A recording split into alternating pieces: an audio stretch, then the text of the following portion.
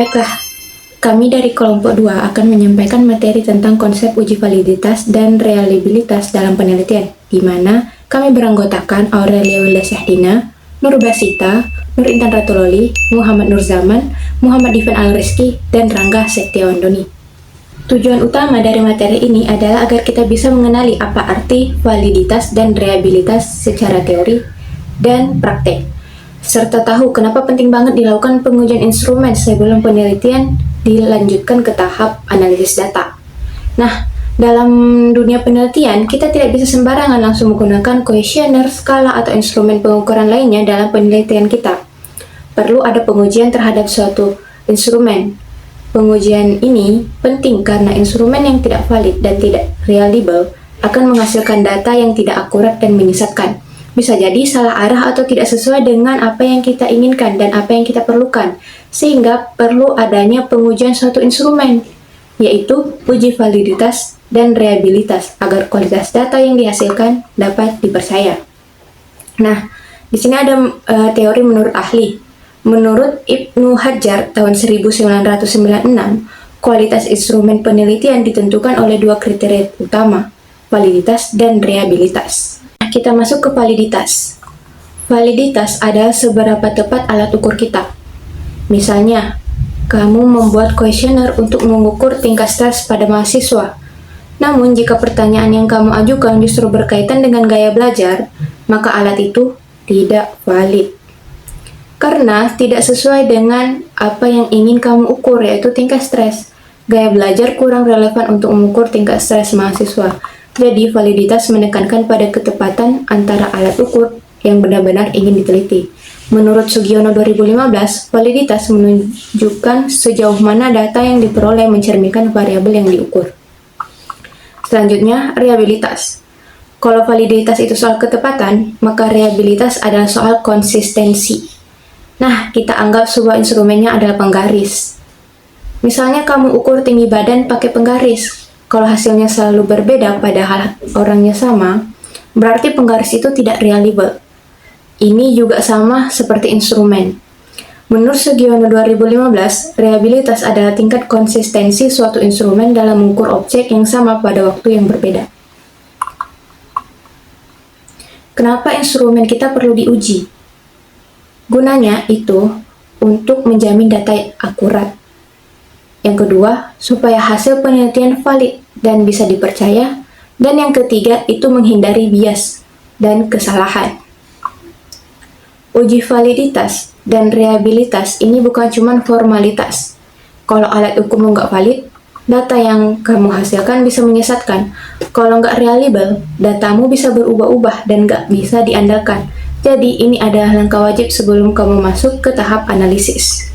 Baik teman-teman, seperti yang kita ketahui bersama, dalam sebuah penelitian kuantitatif, instrumen penelitian menjadi alat yang sangat penting untuk mengumpulkan data dari responden. Nah, menurut Sugiono pada tahun 2017, instrumen penelitian adalah suatu alat yang digunakan untuk mengukur fenomena nyata maupun abstrak yang diamati. Nah, fenomena tersebut dapat berupa variabel penelitian yang tidak teramati secara langsung, sehingga diperlukan alat ukur untuk mengekspresikan dalam bentuk data. Nah, dalam penelitian kali ini, instrumen yang digunakan adalah kuesioner yang menggunakan skala Likert, yaitu skala yang memberikan tingkatan jawaban dari sangat tidak setuju hingga sangat setuju. Kuesioner ini dirancang berdasarkan 3 variabel bebas, yaitu yang pertama ada promosi, yang kedua harga, dan yang ketiga kualitas produk. Serta satu variabel terikat, yaitu keputusan pembelian. Nah, setiap variabel memiliki jumlah indikator yang kemudian diturunkan menjadi butir-butir pertanyaan atau pernyataan yang mudah dipahami oleh konsumen. Nah, di sini saya akan memberikan contoh instrumen pertanyaan berdasarkan pernyataan yang sudah pernah dibuat sebelumnya. Pernyataan utama dibagi menjadi 4 bagian sesuai dengan variabel penelitian. Yang pertama, ada variabel X1 yaitu promosi. Nah, beberapa pernyataan diajukan untuk mengetahui seberapa besar pengaruh promosi terhadap minat beli konsumen. Contoh pernyataannya. 1. Saya mengetahui informasi promosi melalui brosur, spanduk, atau media sosial supermarket. Contoh kedua, diskon atau potongan harga membuat saya tertarik untuk membeli. Contoh ketiga, saya merasa promosi yang diberikan supermarket cukup sering dan menarik. Selanjutnya, variabel X yang kedua yaitu harga. Nah, pernyataan pada bagian ini ditujukan untuk mengetahui persepsi konsumen terhadap harga produk. Contohnya, yang pertama, harga produk di supermarket sesuai dengan kualitasnya. Contoh kedua, harga produk yang terjangkau membuat saya memutuskan untuk membeli. Yang ketiga, saya merasa puas dengan harga produk yang saya beli di supermarket. Nah, selanjutnya, variabel X3, yaitu kualitas produk. Nah, pernyataan di bagian ini fokus pada penilaian konsumen terhadap kualitas barang yang tersedia di supermarket. Contohnya, yang pertama, produk yang dijual di supermarket memiliki kualitas yang baik. Yang kedua, kualitas produk mempengaruhi keputusan saya untuk membeli. Contoh ketiga, saya percaya terhadap kualitas produk ini dari supermarket. Yang terakhir, ada variabel terikat atau variabel Y, yaitu keputusan pembelian. Nah, pada bagian ini, kuesioner mengukur niat dan perilaku beli konsumen secara langsung. Nah, contoh pertanyaannya yaitu, apakah Anda membeli produk di supermarket Tanjung Pinang dalam 1 bulan terakhir? Nah, teman-teman, setiap pertanyaan dalam kuesioner ini menggunakan skala Likert 5 poin, yaitu 1. Untuk sangat tidak setuju, 2. Tidak setuju, 3. Netral, 4. Setuju, 5. Sangat setuju. Nah, pemilihan skala ini bertujuan untuk memberikan variasi respon yang lebih luas dan mendalam, sehingga hasilnya lebih representatif dan dapat dianalisis secara statistik. Nah teman-teman, karena tadi sudah dijelaskan mengenai konsep dan contoh kasus instrumen pertanyaannya, di sini saya akan menjelaskan mengenai cara melakukan uji validitas dan reliabilitasnya dengan menggunakan SPSS.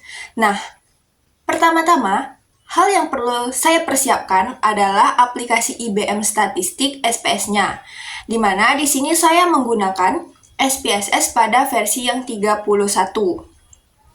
Kemudian, kita perlu menyiapkan data kuesioner yang telah kita sebar dan input di Excel. Nah, selanjutnya, kemudian jangan lupa kita siapkan tabel nilai uji R-nya yang akan menjadi pembanding untuk memenuhi syarat uji validitas. Nah, langsung saja kita mulai uji validitas dan reliabelnya. Nah, pertama, saya akan menyalin data yang telah saya input di Excel. Pada bagian ini, data yang akan saya salin adalah data pada bagian P dan seterusnya hingga total. Sedangkan pada bagian respondennya, saya tidak menyalinnya ya teman-teman. Langsung saja saya blok dari data pernyataan pertama hingga ke total. Nah, jika sudah terblok, saya akan menekan tombol CTRL-C. Kemudian, kita langsung masuk saja ke bagian SPSS-nya dan mempaste dengan menekan tombol CTRL-F. Nah, bisa dilihat di sini data yang kita sudah salin di Excel, ini sudah terpaste di SPSS. Lalu, kita tekan pada bagian variabel view-nya. Lalu bisa dilihat di sini pada bagian nama masih tulisan var. Nah, di sini saya ingin mengganti var ini menjadi P agar sesuai dengan data yang telah saya input dari Excel tadi. Caranya, pertama-tama kalian tekan Ctrl F, kemudian muncul kolom seperti ini. Nah, kalian tekan pada bagian replace, lalu bagian find, kalian ketik tulisan var 00, kemudian pada replace with, kalian ketik huruf P. Jika sudah seperti ini, tekan tombol replace all. Nah, bisa dilihat di sini datanya sudah berubah. Jika sudah, kita tekan tombol close. Bagian P14 ini merupakan total, jadi di sini saya akan mengganti P14 menjadi total. Caranya, kalian klik 2 kali di kolomnya, kemudian ketik total. Nah, jika sudah, kalian kembali lagi ke bagian data view-nya. Bisa dilihat di sini pada bagian nama atau kolom atasnya sudah berubah menjadi P dan total. Nah, jika sudah di sini, saya akan melakukan uji validitasnya. Di mana pertama-tama kalian perlu menekan bagian analysis. Jika sudah, pilih bagian opsi correlate dan bivariate. Nah, bisa dilihat di sini ada tampilan 2 kolom. Di sini saya akan memindahkan semua data ke bagian kolom variabelnya. Caranya, kalian bisa tekan Ctrl A, kemudian tekan tanda panah di tengah untuk memindahkan data ke kolom variabelnya. Jika semua data tadi sudah terblok, kita bisa tekan tombol panah yang di tengah. Nah, datanya sudah terpindahkan semua. Lalu sebelum menekan OK, pastikan bagian correlation coefficient-nya pada kolom persennya sudah tercentang. Jika sudah, kita bisa menekan OK. Nah, di sini sudah muncul hasil dari validitas yang akan kita uji. Bisa dilihat di sini ada tulisan percent correlation-nya. Nah, persen ini nantinya akan kita bandingkan dengan nilai R hitung yang akan kita bandingkan dengan R tabel nanti. Sedangkan pada bagian sig-nya ini adalah nilai yang akan kita bandingkan untuk menguji persyaratannya. Nah, kita masuk ke bagian R tabelnya. Untuk mengetahui cara melihat R tabel, kita ketahui dahulu berapa jumlah responden yang kita miliki. Karena di sini saya memiliki 31 responden, maka N-nya adalah 31 ya teman-teman. Di sini juga kita bisa lihat pada taraf signifikannya, di mana taraf yang kita pakai ini adalah 5%, maka angkanya adalah 0,355. Langsung saja kita masuk ke bagian SPSS-nya untuk menguji validitas dari data kita. Kita cek percent correlation-nya pada P01, di mana di sini memiliki total sebesar 0,478. Maka 0,478 jika dibandingkan dengan 0,355, sudah pasti 0,478 ini lebih besar dibandingkan dengan 0,355. Jadi, ini membuktikan bahwa nilai R pada pernyataan 1 sudah disebut valid. Nah, cara mengecek valid atau tidaknya itu juga bisa dilihat dari tanda bintang ini. Kalau ada bintangnya berarti pernyataan 1 juga bisa dikatakan valid. Tapi lebih bagus juga dicek satu persatu ya teman-teman untuk pernyataan lainnya. Nah, cara kedua kita juga bisa melihat di bagian sig-nya, di mana hasil sig yang ada didapat ini harus kurang dari 0,05. Jika sudah kita cek semua, maka data kita bisa dianggap valid karena sesuai dengan syarat tabel R hitung.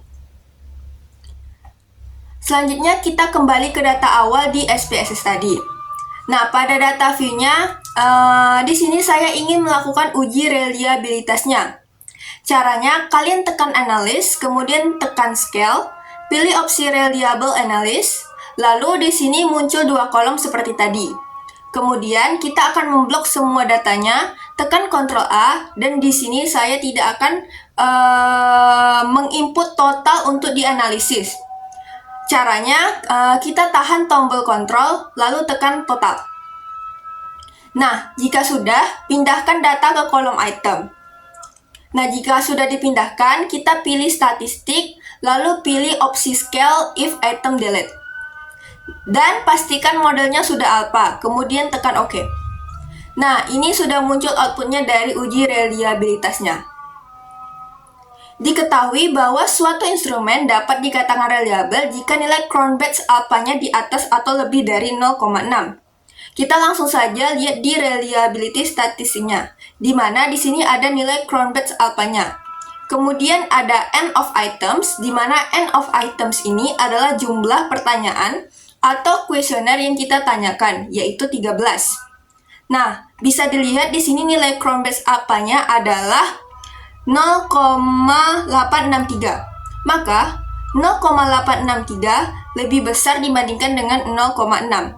Maka ini membuktikan bahwa instrumen penelitian kita sudah dapat dikatakan reliable.